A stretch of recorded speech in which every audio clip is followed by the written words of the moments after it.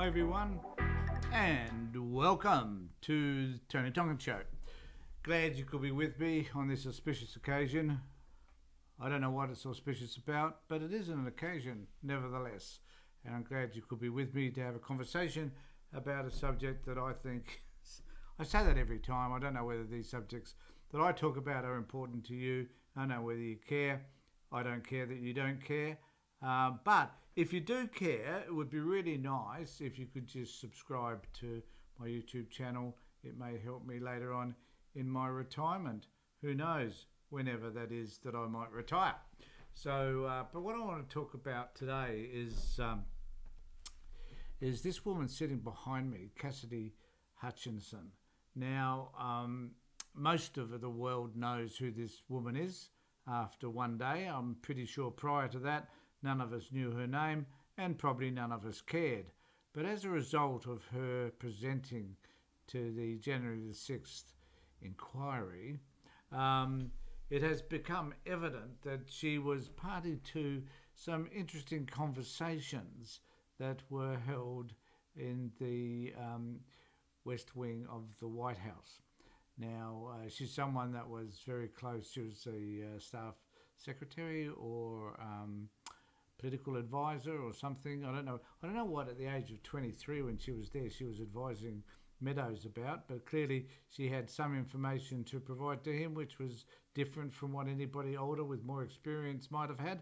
And I'm not suggesting for a moment that she wasn't appropriately qualified for her position, but she does seem extremely young.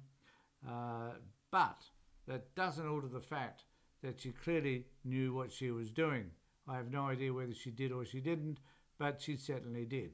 So the thing about her is that she was able to give some evidence at the in front of the panel the other day at the January the 6th, whatever they call it. And I think it was interesting to note that she seemed really confident. She knew what she was talking about. She listened in on other conversations. So she was a bit of a gossip monger, let's face it. She really knew what was going on, and she kept her ear to the phone and kept her ear to the president's door, from what I understand. And she, as a result of all of that eavesdropping, was able to come up with some pearlers yesterday, which has sent the United States into a frizzle-frazzle. So what does this mean to the United States? Who knows, and who really cares? But we all do wonder about the intrigue that is United States politics. I mean, it's like nowhere else on earth, is it, where 1 week you can have the Supreme Court legislating, if you like, or throwing out Roe versus Wade and really basically saying we don't give a damn about what women do with their bodies, provided they do what us men tell them they should be doing.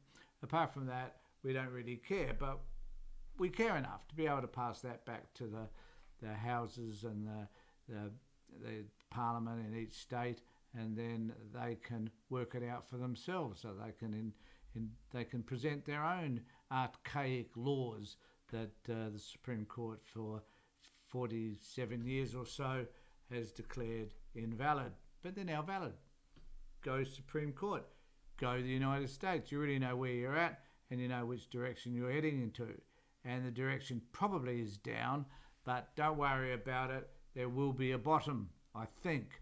Not too sure, but potentially there will be a place that's pretty dark down the bottom where all of you will find yourselves pretty soon. But what's happened with regard to Cassidy is that she was able to present in a very articulate way, I thought. She really knew what she was talking about, as limited as her years were. She certainly had heard some interesting conversations, and as a result, she stirred the hornet's nest. What can I say? She created such a controversy that that says that basically Trump, who we all know is the king moron of our time, he decided that he was wanting to go down to the Capitol after his wonderful and illustrious and power-driven and enthusiastic speech, decided to head off down to the Capitol to raid the Capitol building so that he could interrupt Pence's election, whatever they call it over there, And then, as a result of interrupting that, he would have been ordained Emperor of the United States, which would have been rather fantastic to have witnessed, I'm quite sure. Some people might have objected to that, but on the other hand, there was no doubt that Trump had the guns and the weaponry to be able to take over the government in the way that we would expect from any dick-headed authoritarian sort of person to do, which is what he intended to do quite clearly.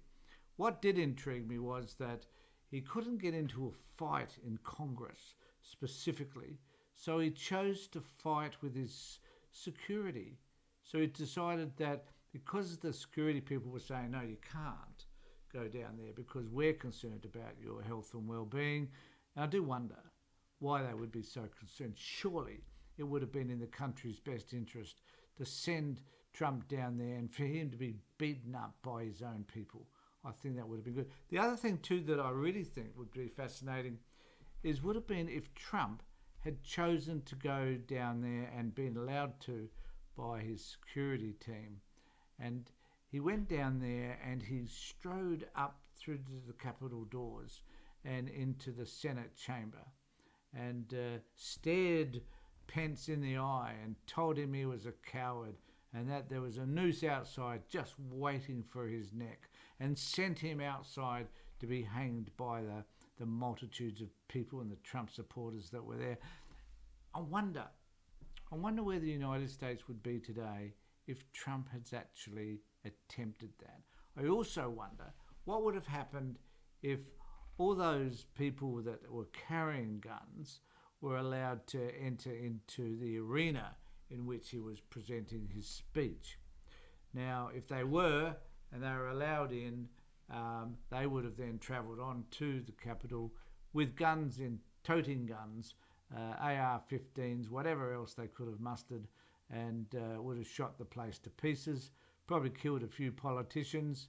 And then, again, I wonder, had he done all that, would the country have survived?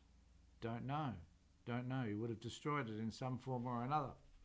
But back to Cassidy.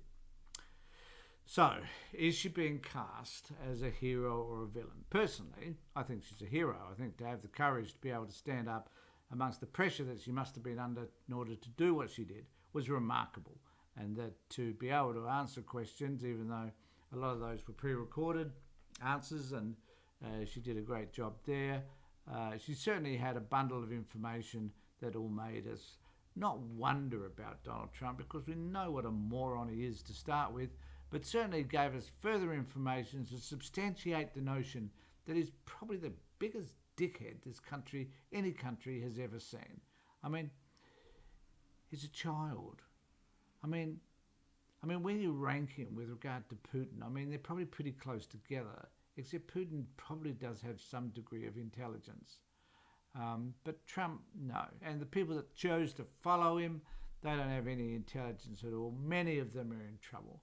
Many of them have actually sought pardons, knowing that they'd kind of stuffed up with regard to the insurrection and the attempted coup. So they, therefore, are wondering, I guess, about what their fate will be. So will Merrick Garland choose to prosecute, to take these people to a grand jury, or will he not? I think the pressure's mounting for him to do just that. I mean, I heard today, interestingly enough, that Merrick Garland is actually Judy Garland's son, which is quite interesting, because I do wonder whether he can sing, whether he can pitch a note at the right level. But by and by, he is the man that can make a decision that will change the United States forever. So will we have Trump in the United States in 2024, or will he be locked up in a happy little cell, ordering his hamburgers, eating his Kentucky Fried Chicken, doing the thing that Trump finds most satisfying? And that probably does include, well, one does wonder who will be able to have sex with in prison. But I'm sure he'll find somebody and enjoy the experience nevertheless. So, is Cassidy a hero? I think she's a hero. She will be cast as a villain in times to come. and people will start to make up their own mind as to whether her story is truthful or not. I personally believe it probably is truthful. I think that the FBI and the security teams will probably get together and try to manufacture something that isn't quite aligned with the truth. But nevertheless, she stirred up a storm, and may that storm sweep across the United States, but hopefully only destroyed the 1/3 that is the Trump followers. Thanks everybody. Thanks for being with me. And can I just remind you before we go that I really would like you to subscribe to my YouTube channel for more of this nonsense later on. So thanks everybody. Take care. Look after yourselves. And more importantly, be safe.